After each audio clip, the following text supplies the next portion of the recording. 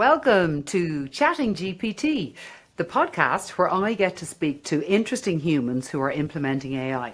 I'm Maryrose Lyons, the founder of the AI Institute, and today I have the great pleasure of speaking with Geoff Allen. Geoff Allen, or Geoff, is the CEO and co-founder of Mersus Technologies, which is a VR and immersive training company focused on life sciences and manufacturing. He has a long background in media, software and digital innovation, which is my very nice way of saying he ain't no millennial. Geoff, you're very welcome to the show.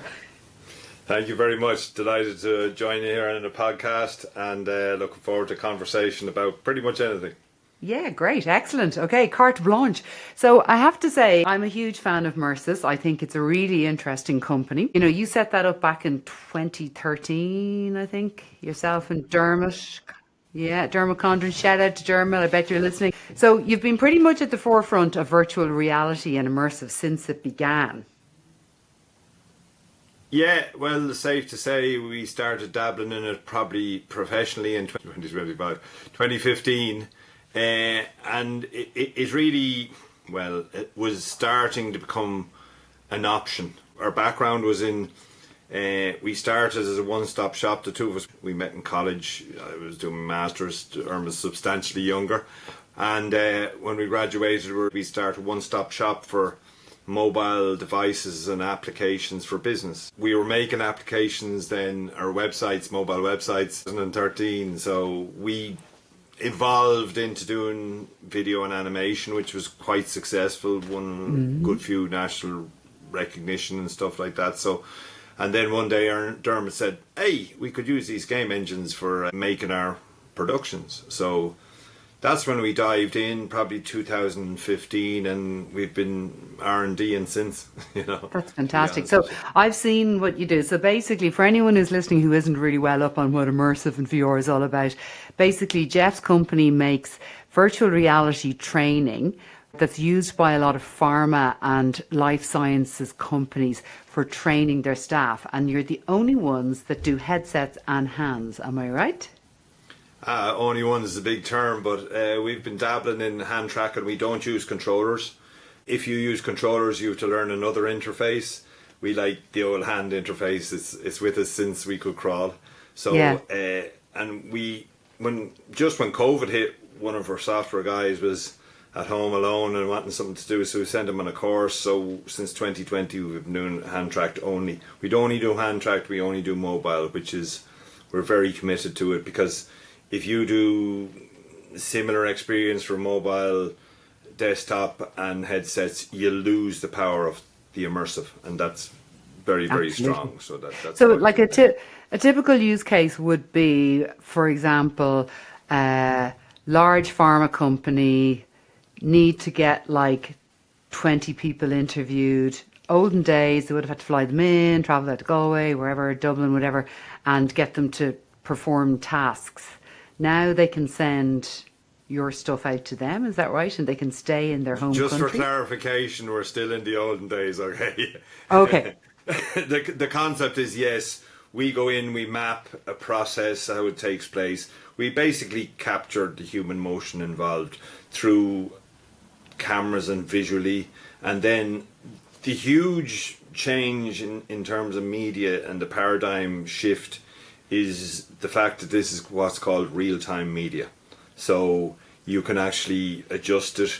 It's not like legacy media, which if you make a video or print a page or something, if you need to change it, you need to throw it out and start again. With this digital format that we use, you can tweak it and republish it pretty much on the fly. So for version control, if there's a change in an assembly, say there's the Six Sigma team find an efficiency and they drive the time down, we're able to go back and tweak it. But it is very much in its infancy. It's not something that's evolving quite at the pace we'd hope for it to do commercially.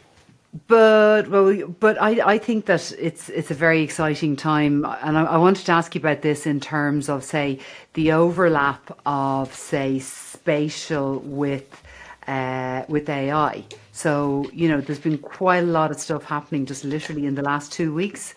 You know, we had like Fei Lei She dropped her big essay on the future of AI is spatial. We had Jan LeCun, who was the head of AI for Meta, I think. He left last week, guess what, to set up a spatial AI company. So I think that spatial is the next frontier. And I think that is going to be very exciting in your world. Are you on it? Well, on it for too long, too far on it. You're already doing it. You've written the book, yeah. Well, the truth is, spatial computing is the new frontier. Now, Yes. that really came about last year. Like, I was concerned, I'll be honest with you, but last year Apple joined the fray and Google got back into it. So, and effectively, it's as simple as this. The internet as we know it for the last 30 years has been 2D, X and Y axis. The next generation is 3D, and it's a different paradigm, because to design for 2D, we're all very used to it, actually forever. We're on screens now, we watch TV, we play computer games on screens, but the next one, you're going to be in the screen. So it's game changing, and to design for that takes a special skill set. We noticed an absence of that, so we set up our own talent program. The guys are actually interviewing right now for the next wave of operators. We bring them in, they are on college placements. So in Mersus they'll be teamed off, so they'll learn these skills and they'll learn how to make immersive media. Effectively, we've created a platform. Now, the world in digital is controlled by platforms. You need a platform. We were making apps and individual applications for customers, but the problem is the hardware operating systems are so dynamic and fluid that if you don't have that app on a platform which is consistently updating, you run a huge risk that the app becomes defunct. Think of Microsoft. Can I ask you a question though? Is like, you know, Meta has a platform for VR, is it? Is it like, were you creating apps that lived on Meta and now you're building your own platform as well as, is that right? Not quite, to be getting technical now, but okay. So Meta have their Facebook platform, they have other platforms, Instagrams, but what I'm talking about is they have an operating system called Horizon OS. That is the operating system for the Quest headset. They've also done a licensing agreement. Only today they announced that they've teamed up with Lenovo, who's the biggest hardware manufacturers in the world, and Lenovo are now going to take over enterprise part of Meta's Oculus business. So I know they've done a deal with Asus and Microsoft as well to use the Horizon operating system. Now, we publish to the Horizon. We use the Meta Quest. Our platform, Avatar Academy, can also be used. We could publish to any of the VR platforms or XR platforms. But Quest is by far the biggest and the best. Right. And they've always constantly been coming out with new features. But that's not to say we couldn't publish to something else. But there's 3 gaming engines, big commercial ones. There are more. But the big one is Unity, which is used for XR. Unreal, which is used for gaming predominantly, or virtual production, should I say. You watch the movies, it's mainly Unreal that's used. It's more photorealistic, but Unity has a lot more tools that suit the XR output. And there's also another one from NVIDIA, Omniverse, which is world class. So great. You know what I'm thinking as I'm listening? If anyone has anyone back at in their homes who's a big gamer, who's kind of wondering what direction they're going to take when they finish university, tell me more about the amazing training program that you have. And I think you're up for a couple of awards, aren't you, in terms of the kind of start that you're giving to young people? That'll be tomorrow night. Oh! So IBEC Technology Awards, which is probably the most prestigious nationally in terms of scale.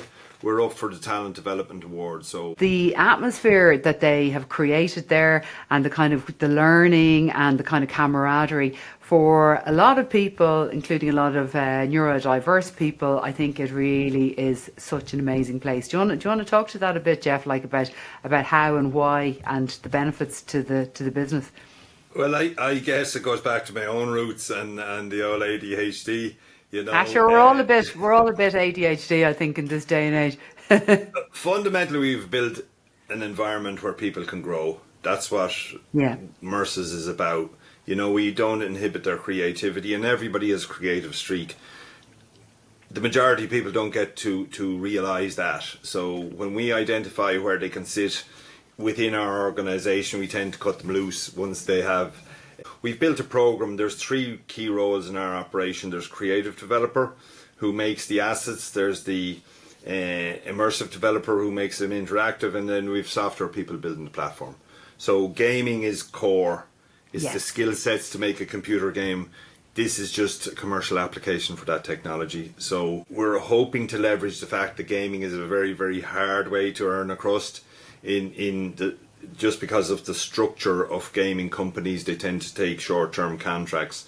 So we're looking to develop people, have a demand that we'll be able to say, John Joe, do you want to start over in Galway? You know, and that's how I see it, because it goes back to my time when the internet arrived. I had the skills to be very productive in 1990s when I lived in New York City. You know, And be an early adopter and get on there. So you're equipping people. I think it's really good, and good luck in the awards on Friday night. The winner will have been announced by the time this goes out, so I'll definitely update. Going back to my passion, which is AI, all things AI, could you talk a little bit about how AI has come into your VR and immersive space, and are we at the stage or soon where we can do text to virtual reality prompt? I wouldn't hold my breath on that now for a simple reason. It will go that direction, you know, doubt not. In fact, earlier today I just see new AI demo out from Meta, where the real expense is setting up the environments and modelling, and that's the kind of stuff. AIs are really, really effective. There's things called Gaussian splats coming along board. So, and no more than that, the technology adoption curve is very steep. So this is happening. It's such a fluid environment. And that's what we do. We just keep an eye on the horizon, though. We're building our platform because we want to cherry pick these technologies and embed them into our platform. Right now we're well on the way to developing a no-code version, which will mean you'll be able to put on a headset and start just kind of like Sim City or nearly godlike. You'll be able to say, I want a human, I want them there, and that's the way we're going. So it'll lead into natural language processing and on custom LLMs, large language models. Well, what kind of problems do your clients use you to solve? It's actually fairly rudimentary stuff. You know, we've just completed for one of the larger med techs how to put on a gown. You know, it's standardization. It's other stuff. But we've done the other end is it can be high level tacit knowledge, where they're making really expensive compounds that cost tens of millions, literally, that they don't want to get any sort of contamination in. So if you could bump the door wrong and set off a wave pattern in the air that can contaminate, and they have to throw out a 10 million solution, that happens. I won't say on a daily basis, but far too frequent for management. So it's standardizing the operations that happen within those very, very highly regulated. It's a really interesting niche that you have chosen.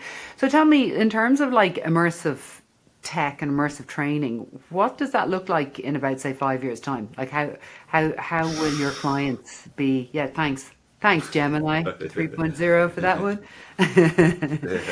How will your clients be benefiting from what you do if everything goes well in your master plan?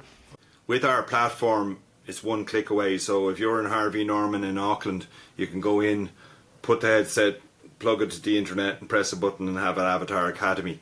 You can do that to every one of your employees. The only limitation is how fast you can purchase the headsets. You know, so... So we could have our team meetings. So AI Institute, half the people are overseas, half the people are in Ireland. So we could have our team meetings on your platform, all in real life with headsets on and doing hand things.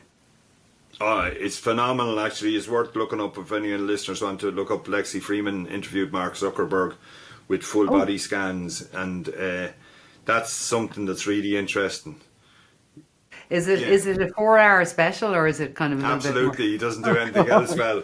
But just watch the first 5 minutes because Yeah. he's absolutely blown away by the standard and how it feels. And yes, we're developing the latest multiplayer so that most meetings, any trainer can join any other trainees from anywhere in the world on our platform, and that'll be rolled out by Christmas. And this is the 19th of November. So yeah, it's kick-ass. Like I can get goosebumps watching the stuff that our guys do, but it's just not quite there yet in terms of adoption. Right, yeah. I think it's certainly beginning to happen, and there's like other companies who are doing really interesting things in the space who are very vocal. And I think, personally, I think with the old Jan LeCun and the Faith LA and the move towards more spatial AI, it's going to put this whole 3D thing into everyone's minds. Well, it's definitely growing. We can see it from our inbounds on the website. You know, there's a lot more interest now than there was even last year. Like Yeah. the week Apple came in, we got a big American medtech company pretty much said, Apple are in it, what are we doing? They wanted a solution. So the deal was closed in lightning time. But yeah, there's a lot of questions about it because it's going to be a cornerstone of HR policy. Like we're working with the likes of some of the big likes of CPL. They are looking at it for their clients. Is it? How would it be a cornerstone of HR policy? Well, everybody's going to be trained on it. So my question is this, so just so I'm understanding it right. Okay, so you know in the world of training now, you have like self-directed learning, which to me is like pre-recorded videos that people have to do, and there's a little bit of a kind of a massive negative overhang from COVID days with that. Then you have the, lively and sassy, instructor-led, the likes of which the AI Institute does. And are you saying the next step is this, we all have headsets and we're all in a room together and we're learning that way? Is that it? Nah, it's all self-directed. You'll be able to self-pace it yourself. All right, so it's self-directed but in 3D. Yeah, and at your own pace, because we all have different styles of learning and stuff like that. And the headsets are becoming better, stronger, faster, and it'll morph towards glasses eventually, but not anytime soon. Talk to me about the different styles of learning that your platform can accommodate. Well, predominantly it's the interaction and it's the muscle memory that you learn from. But, some platforms, it's the rich mix of the visual with the audio and the interactions. It's quite interesting because once you use the hand interactions, the brain has a way of implying, oh, that's hard, that's soft. So it really does reinforce what you learn, like increasing training by a factor of 4 or 5, What, the retention? Yeah. I'd say you can cut your training time. We give you a money guarantee on 50%, but the data shows between 75 and 80% quicker. Wow, that's fantastic. So I suppose one last question is, what's the development that you're watching that most people haven't spotted it yet in this space, or can you even talk about that? But in terms of pushing this to the next level. For me, it's integrating the large language models. Now, beyond that, it certainly is the stuff that like the likes of Miss Lee is talking about, because at the moment AIs are only training through text, which has its limitations. When they start training visually, runs the hills. So it's exciting for the likes of me. I've been in technology since the 1980s, but it is the next frontier. I think is spatial. And if Apple bet in it, you have to keep an eye on it. If Apple bet on it, you have to keep an eye on it. That's so true. That is really interesting. Geoff, thank you so much. For everyone listening, there's such a lot in this. We learned about Gaussian splats. We got a bit on horizons. We even got some career-defining moments for the gamer in your home. If you would like to find out more, Geoff, where are people best able to find you? I'm on LinkedIn. That's my only preferred platform. Yeah, and we are also Mersus.io, Mersus, as in versus with an M. .io is the company website. Avatar Academy is .io, or it's on the Meta store. If you go have a Meta headset, go in, type in Avatar Academy, press return, and There download you the app. go. Fantastic. I'll put all of those into the show notes. What I would say for everyone, if you found this as illuminating as I have, we do illuminating chats like this all the time. So make sure that you follow the podcast wherever it is that you're listening to it.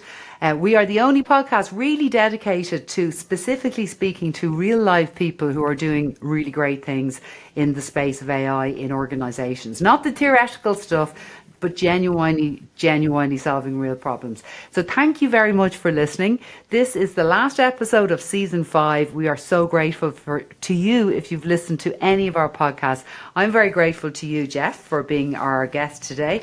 I'm always grateful to Joe, who makes us sound really good as well. So thanks for listening, and we'll be back soon with season 6 of Chatting GPT.